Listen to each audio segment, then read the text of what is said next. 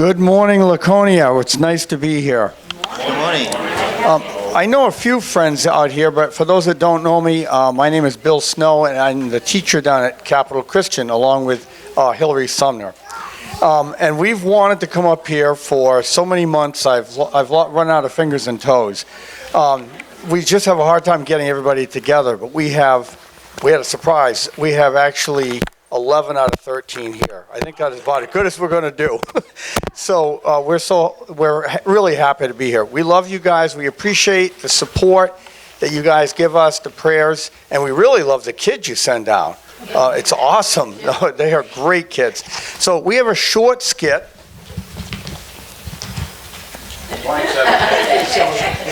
These are extra pages. We just have a short skit for children's story, and we really hope that you'll enjoy it. So Capital Christian School.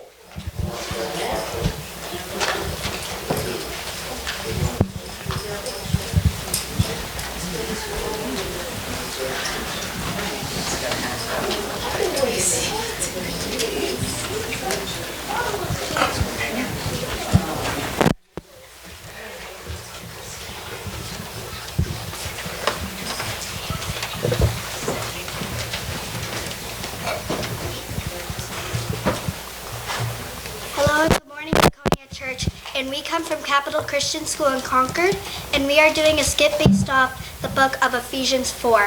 Hope you guys like it. Enjoy. Amen. Ephesians 4:11-13. And he himself gave some to be apostles, some prophets, some evangelists, and some pastors and teachers, for the equipping of saints, for the work of ministry, for the edifying of the body of Christ, till we all come to the unity of the faith and of the knowledge of the Son of God, to a perfect man, to the measure of the stature of the fullness of Christ. 14-16. Then we will no longer be babies. We will not be tossed about like a ship that the waves carry one way and then another. We will not be influenced by every new teaching we hear from those who are trying to fool us. Those men make plans and try any kind of trick to fool people into following the wrong path. No, we will speak the truth with love. We will grow up in every way to be like Christ, who is the head. The whole body depends on Christ, and all the parts of the body are joined and held together. Each part of the body does its own work, and this makes the whole body grow and be strong with love. After Jesus rose from the dead and went back to heaven, he told his followers to stay in Jerusalem and wait for a special gift, the Holy Spirit. They obeyed, and 50 days later, on the day of Pentecost, the Holy Spirit was given to everyone who believed in Jesus. Today, the Holy Spirit is still given to everyone who trusts Jesus as their Savior and forever friend. But this gift isn't just for us. The Holy Spirit helps us work together as the body of Christ until Jesus comes back. This is our purpose in life.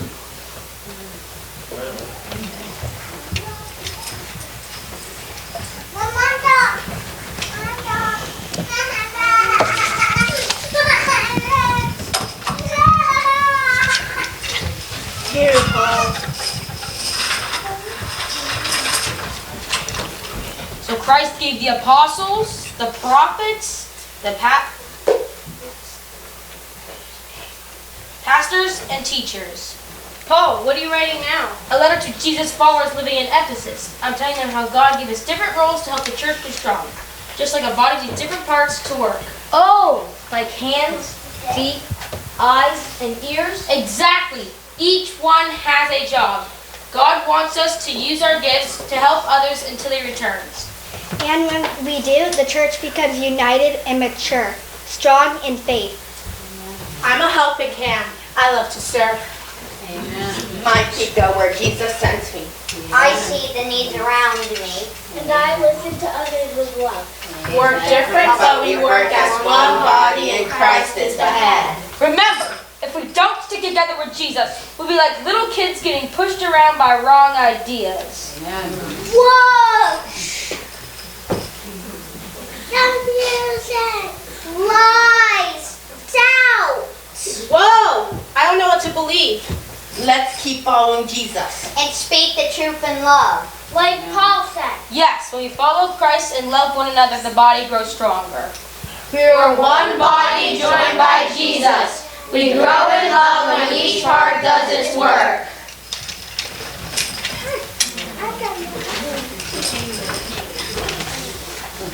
Amen.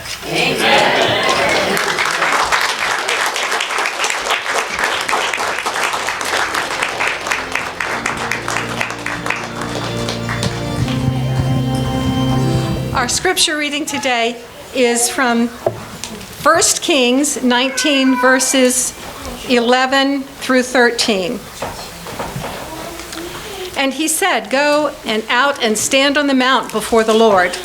And behold, the Lord passed by, and a great strong wind tore the mountains and broke in pieces the rocks before the Lord. But the Lord was not in the wind. And after the wind, an earthquake.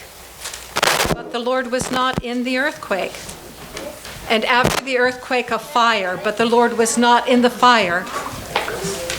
And after the fire, the sound of a low whisper. And when Elijah heard it, he wrapped his face in his cloak and went out and stood at the entrance of the cave. And behold, there came a voice to him and said, "What are you doing here, Elijah?" May the Lord add his blessing to the reading of his word, and we look forward to our pastor's message today. Amen. Good morning, everyone. Good morning. Happy Sabbath. It's wonderful, a place to be here, right? When I was standing during the opening song, that's why I felt like, wow, this is what I belong to. Amen. And unfortunately, my wife, she couldn't come here today, and she's been sick. And Isaac, he's been sick this week too. But I'm glad you are all here, and we have visitors and guests, and this is High Sabbath. Thank you so much for being with us today. And today my sermon is to follow our 5 series, the sermon. I felt I need to add something more. So I came up with to follow the sermon. Shall we pray? Dear Heavenly Father, we praise you for who you are. You are so amazing to lead us day by day and moment by moment. We are here today to hear your voice speak to our hearts. We may hear your voice, and Lord, give us strong desire to surrender ourselves to you, Lord. Thank you so much. In your name I pray. Amen. Amen. Imagine you are in the middle of the North Atlantic Ocean at 2 a.m. in the morning. The fog is so thick and it feels heavy, pressing against the sides of your ship. You are the captain of a massive 50,000-ton battleship. It is a masterpiece of engineering, a floating city made of steel. Carries enough weapons to destroy entire coastlines. You have spent 30 years learning how to sail these waters. You are in total control. You don't ask for permission. You give the orders. Suddenly, a tiny light flashes through the fog, right in front of you. You don't worry. You are the biggest thing in the water. You send a signal, change your path, move 10 degrees south. A message flashes back through the mist. No. You change your path. Move 10 degrees north. Now you start to get angry. You are the captain. You have a long history of success and a strong steel ship. You signal back. I am a captain of 30 years of experience. Move your ship now. The answer comes back quickly and calmly. I am only a low-ranking sailor. Change your path. Now this isn't just about driving a ship anymore. It is about pride.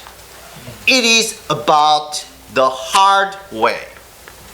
The idea that because you are powerful and important, the world should get out of your way. You send one last loud warning.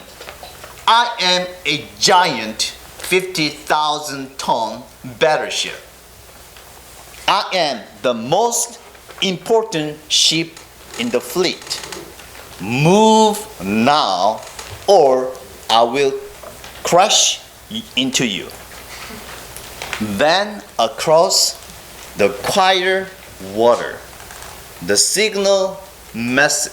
final message comes. I am a lighthouse. It's your move.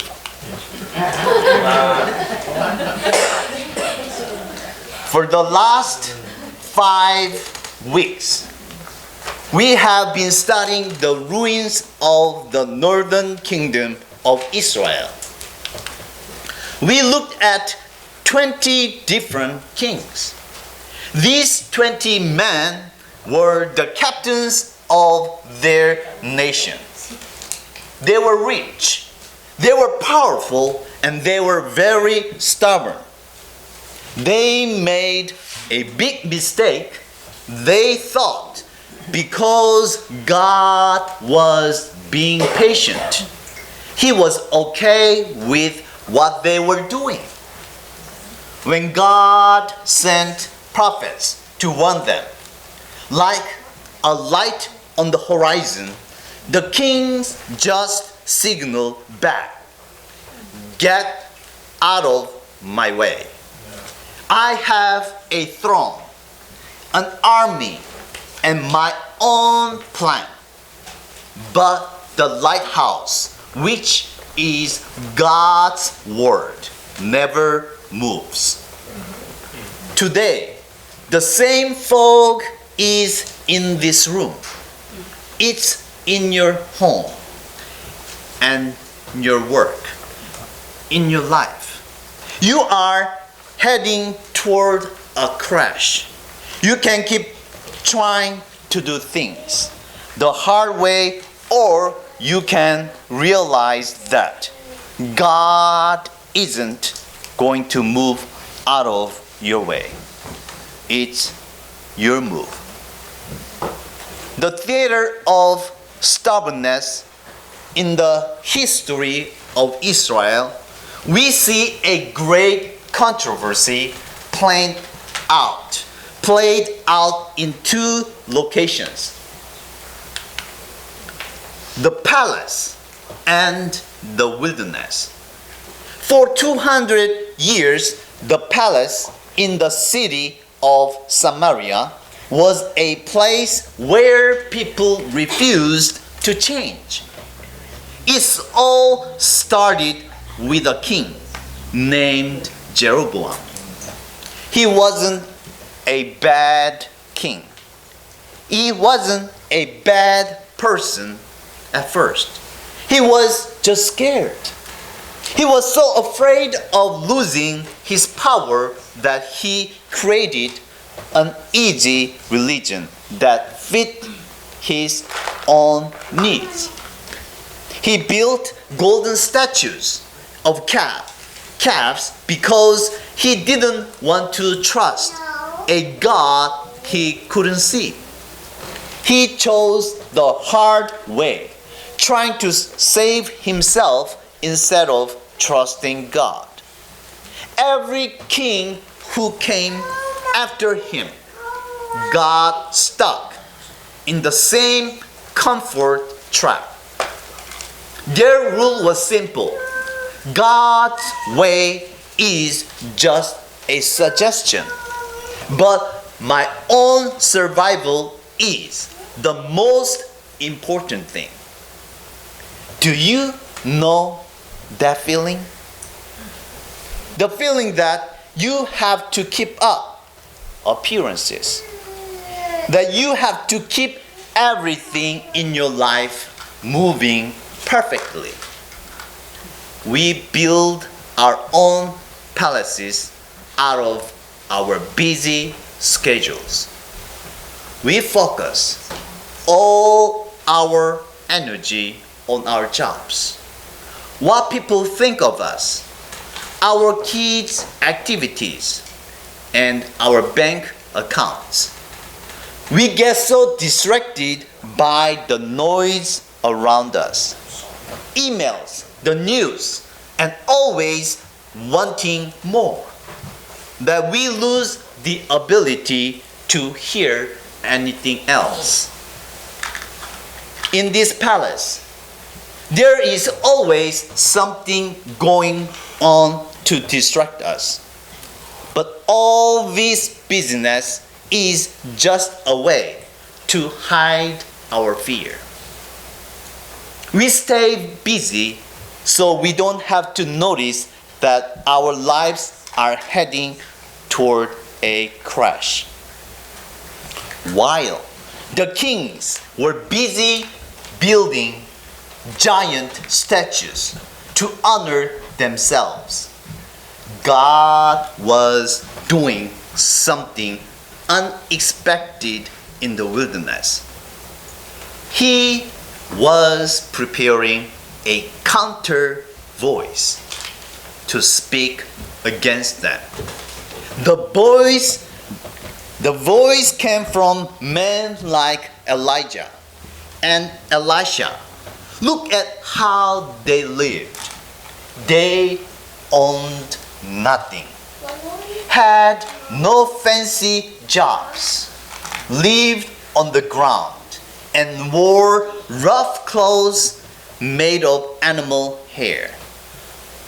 To the rich kings in the palace, these men looked like nobodies who didn't matter.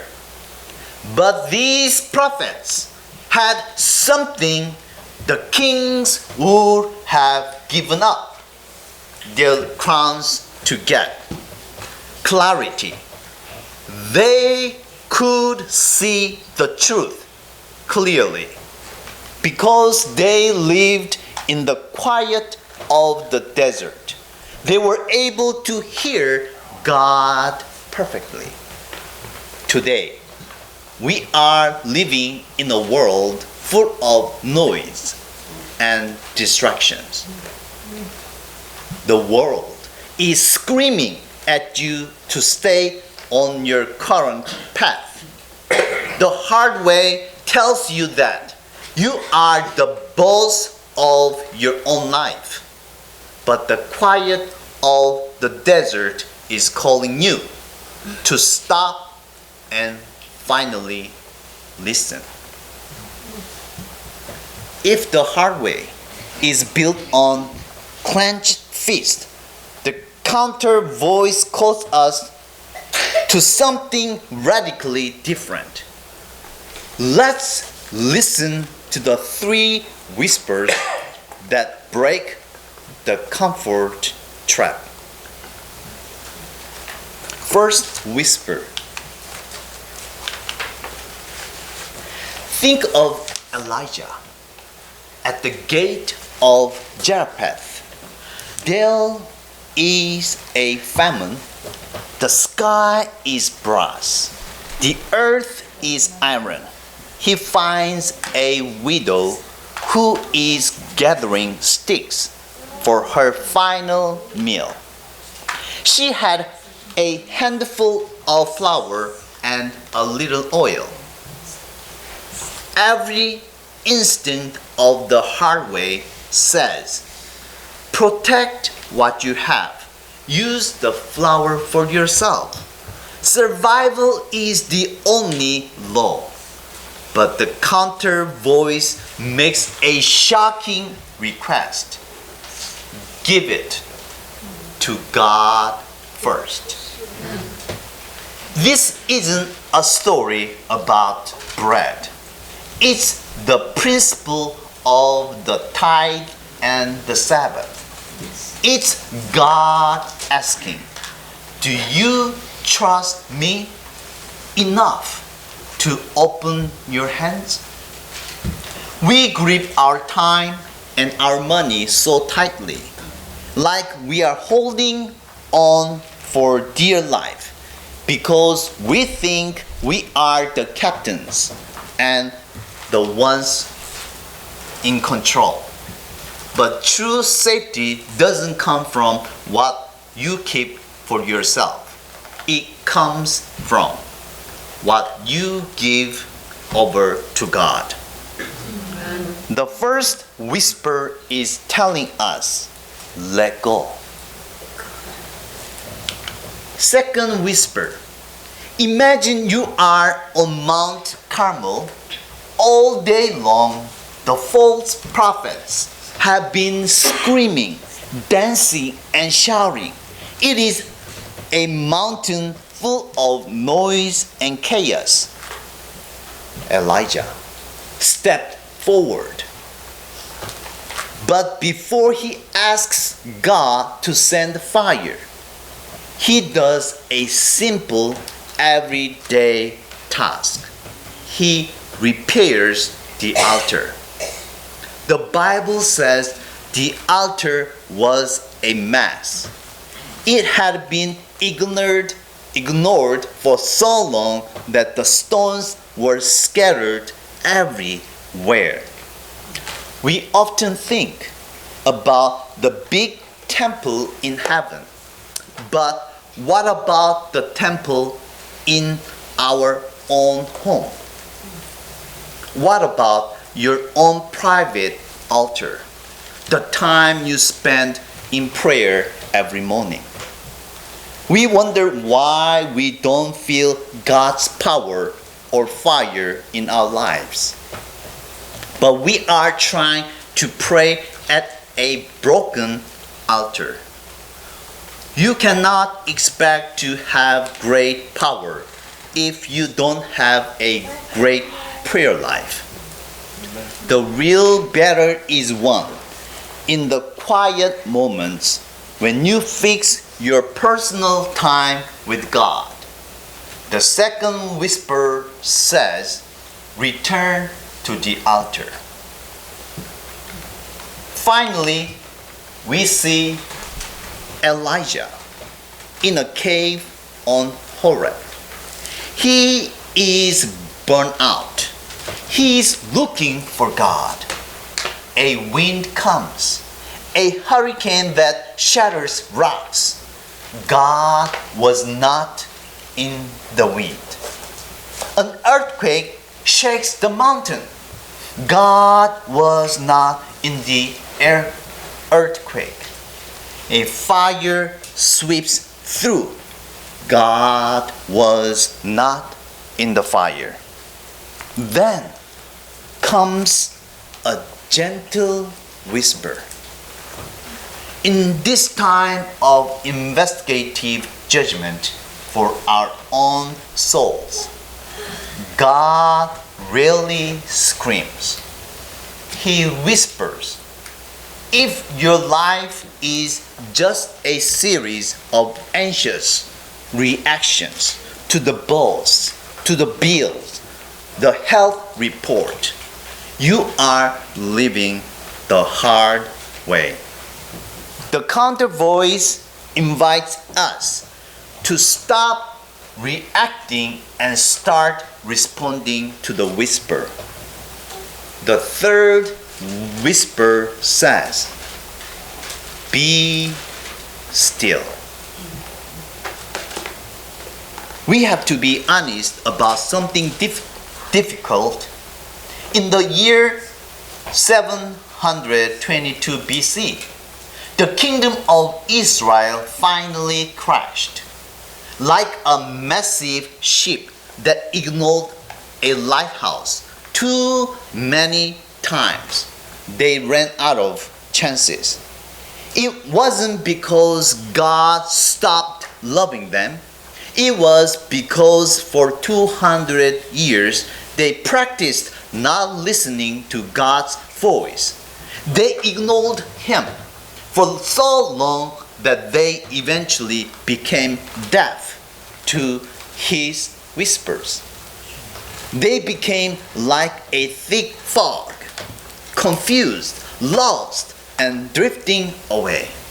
In the story of Noah, being almost inside the boat meant you were still completely lost in the flood. Many of the 20 kings of Israel almost listened to God. King Ahab had moments of regret. King Jehu was excited for a moment, but in the end, they all insisted on being the captain of their own life. They wanted God to bless them, but they wanted to go their own way. The lighthouse never moves. The rocks never move. Eventually, a ship that refuses to turn will break into pieces. We sometimes think we are the ones judging God, but really, that lighthouse is there to show us where we stand. Mercy has a deadline. This isn't because God runs out of love, but because if we ignore the whisper long enough, we eventually lose the ability to hear it at all. Amen. The invitation the hard way is a choice we make every morning we wake up and decide to be our own king. But today, the lighthouse is still shining. The fog hasn't won yet. The prophet Hosea, the final voice to that dying kingdom, pleaded, "Return, Israel, to the Lord your God. Your sins have been your downfall. Take words with you and return to the Lord."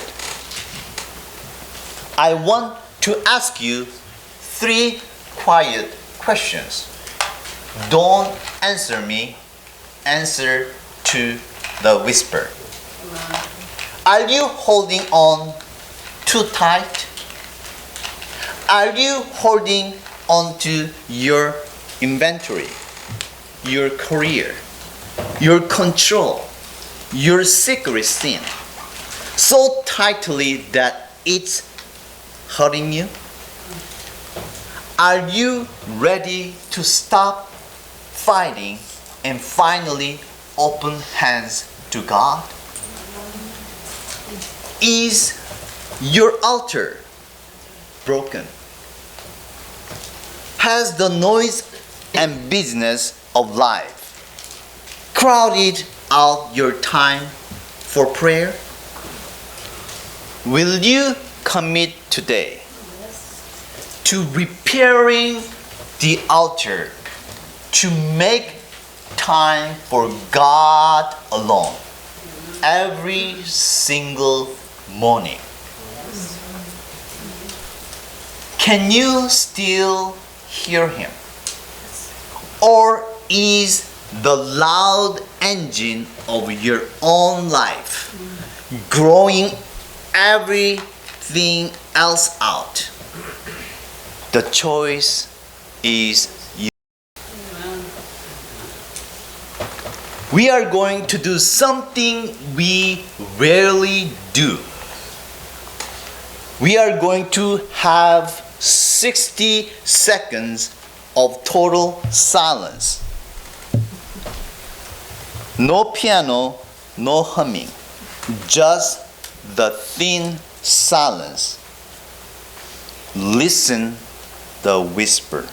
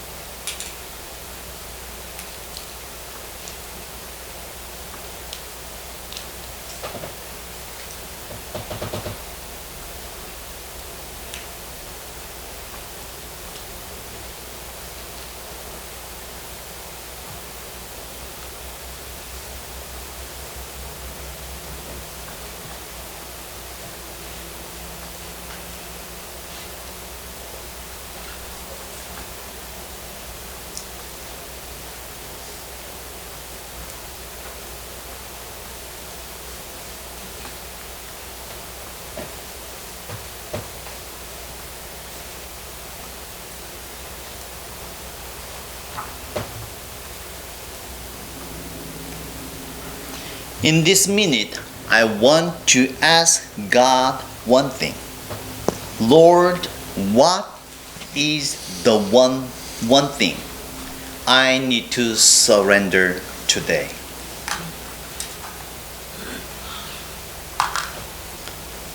Lord,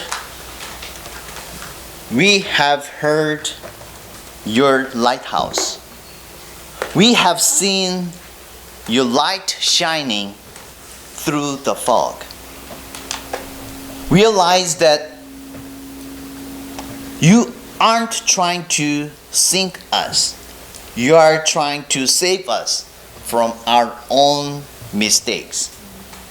Today, we give up our right to be the captain. We are turning the ship toward you. We are finally coming home. In your name I pray, amen. Amen. I surrender all. We all have challenges in our lives to surrender ourselves to Jesus.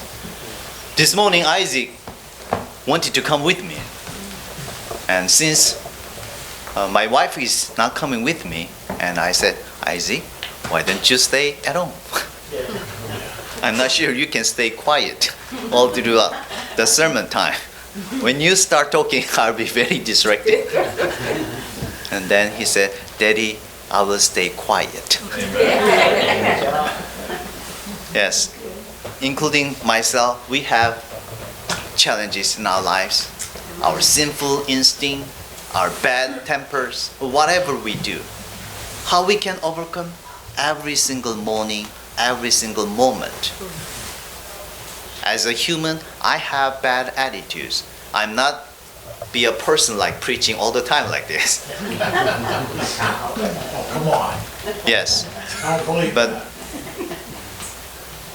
But our Savior, who surrendered to the Father completely, and He gives us victories every single day and every single moment as we ask Him for the desire to surrender.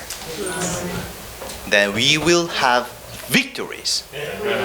And then we can share the testimonies because of testimonies of Jesus. That we are all united in Christ because God alone. When we exclude God in our life, there are not much things we can talk about because we are all different. But when we put God first in our lives, when we put God first and put Him in the center of lives, we have all the commons because we are all children of God.